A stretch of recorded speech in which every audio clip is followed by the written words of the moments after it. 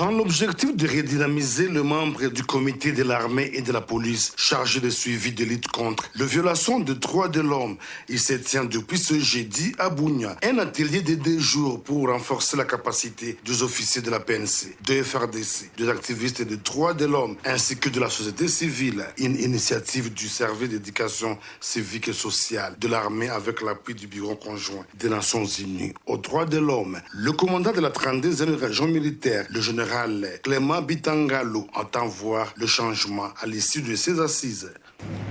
J'instruis donc tous les hommes en uniforme participant à cet atelier d'être assidus et à bien suivre les enseignements qui seront donnés pour que le futur rapport du Bureau conjoint des Nations Unies des droits de l'homme puisse parler de la baisse ou tout simplement de la suppression totale des violations des droits humains attribuées aux hommes en uniforme.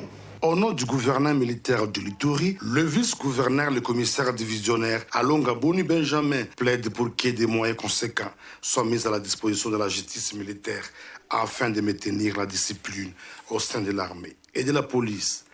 Ainsi, nous sollicitons à la délégation du service d'action civique, nous sollicitons de la vice-prémature de l'Intérieur de pouvoir donner les moyens conséquents à la justice militaire de pouvoir sévir, frapper avec la dernière énergie toute tentation ou toute violation flagrante des droits et des policiers et des militaires et des civils.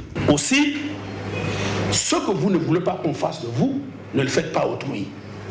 Voilà le vrai droit. Signalons que plusieurs thèmes seront développés au cours de cet atelier. Il s'agit entre autres du recours à la force. Le principe de base encadrera les recours à la force par les agents responsables de l'application des lois.